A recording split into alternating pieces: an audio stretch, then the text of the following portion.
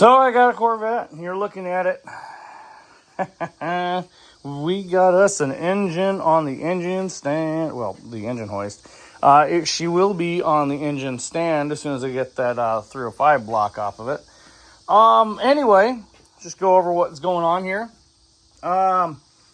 If you are in the process of doing this, just keep in mind there are about a zillion wiring attachments to the back of this thing, and yeah, just be prepared for that.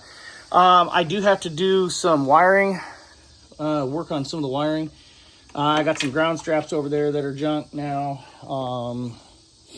And then let me show you, where's it at? It is to a temperature sensor. Okay, right here, that sucker's cooked the coating off of it. So I'm gonna have to do something with that. As you can see here, it wasn't faulty or anything yet, but it's definitely exposed to the elements. So what I'm going to end up doing is I'm going to get in here and I'm going to really thoroughly clean everything in this engine bay. I had mentioned that I wanted to do a special little coating underneath here. I think I'm still going to do that. I think that's going to end up looking pretty neat. Everybody's going to really, really freak out about that. I was thinking about getting some suspension, that cross brace, the suspension K-member cross brace. I was thinking about getting that, but it is what it is. So let's talk about the engine. The engine, why is she out? Well, I keep telling people the only things I haven't touched in this car is the engine and transmission. Well, I probably should not have said anything about that because now I'm touching the engine and transmission. So at this point, I've touched everything on the car, and everything has gotten to the point where it has been serviced or touched or something by me. So, yeah, just don't mind the mess here. We got some stuff going on here. So,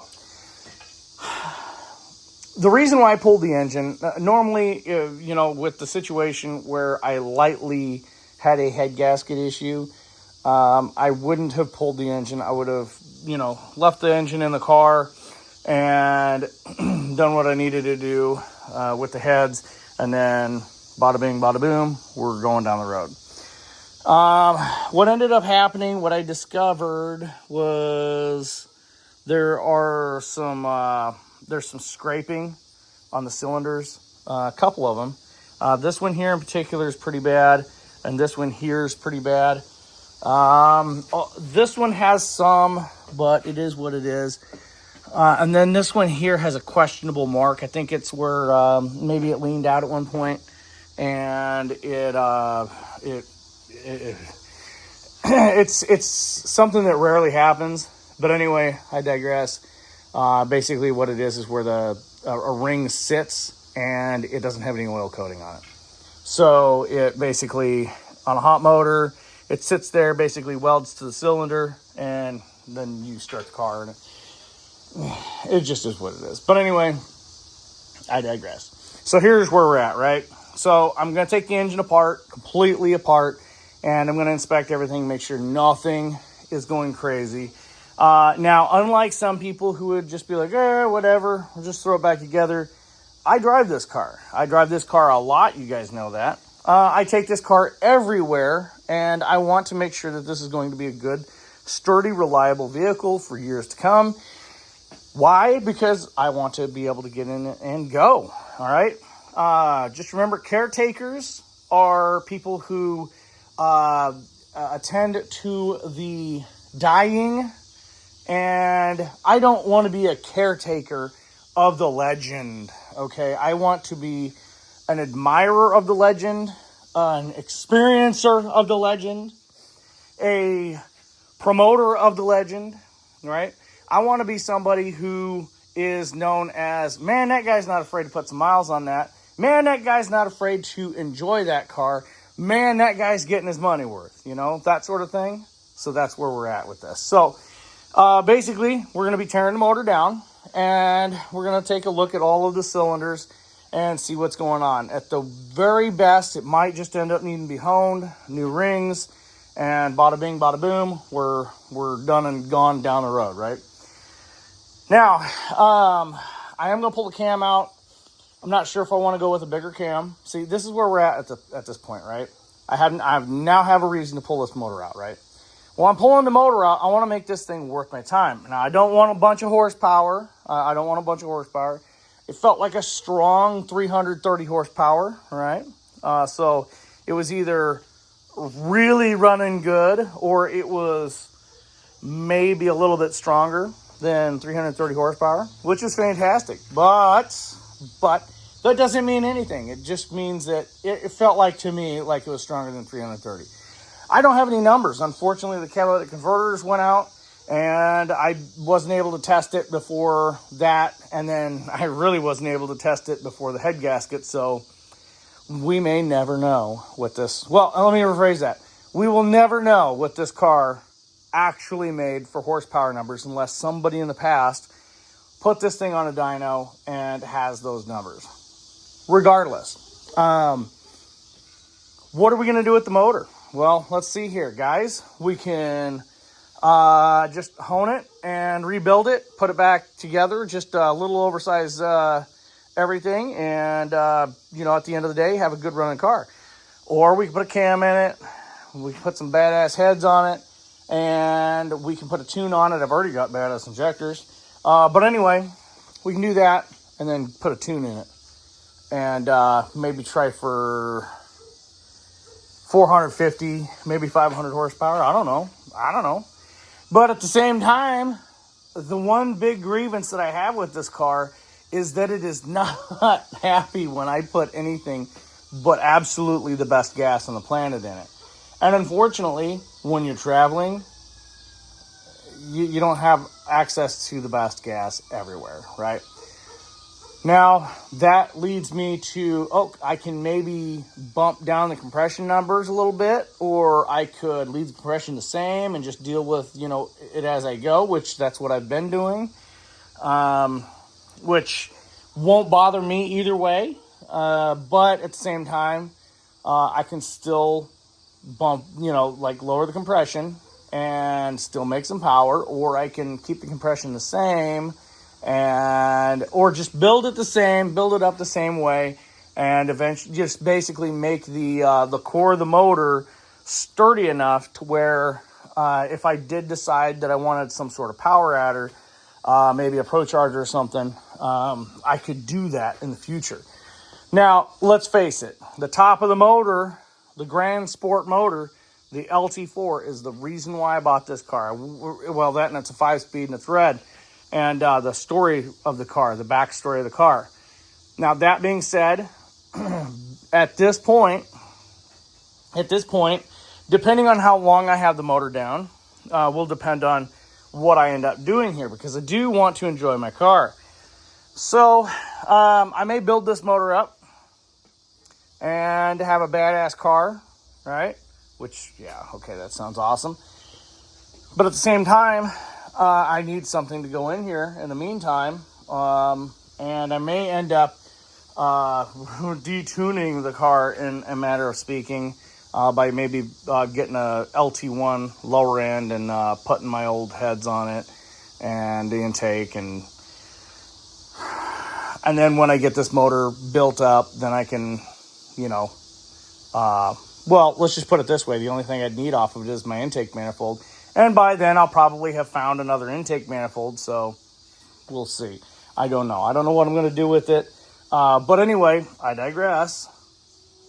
This other car that I was looking at, it needs head gaskets. And let's just say it's primed and ready for my heads, or my old heads, and the intake off this car. Just saying. But anyway, just some ideas bouncing around in my head. Nothing major, but I don't know. So, something that just irritates the heck out of me with this car, I check it. I clean it every year before I start out. I take and I clean the radiators out. But look at this. This is after not even a whole year. But anyway, I'll tell you what happened. What ended up happening was I had a fight with some cottonwood trees, and they plugged my radiators. Basically, I'm trying to drive, and the car's gagging and choking. And I not only that, but you can kind of see where the bag was. There was a bag right here, a grocery bag, and you can kind of see it in the bare spot. But anyway, yeah, so I had a grocery bag in there. So you may check your radiators but once a year. I check them often. That's how I found out that I had a cottonwood battle. But anyway, you may check your radiators often. You may clean them out once a year, but I would recommend if you drive your car at all, definitely give it a check, especially if you've got a seedy tree that you live near, namely cottonwood. So anyway, where I'm at here right now, going to be putting this on that engine stand there, and I have to take the bell housing off. Just for note here, this is the least insane way to take this apart. You have to take this out. The only other thing that you could do is take the motor and transmission out at the same time, and I really don't want to do that because that's a giant pain in the ass. In the future, now that I know what I'm looking at, I'll probably take the shifter out before I do anything. But yeah, I'm really annoyed at this process. It's been far more of a pain in the butt than it needed to be, just because of things like this. You know, your thought process is, well, this needs to come off before I take the transmission out. And then, you know, the other bracket over here, you can't even get the catalytic converter off without taking that bracket off.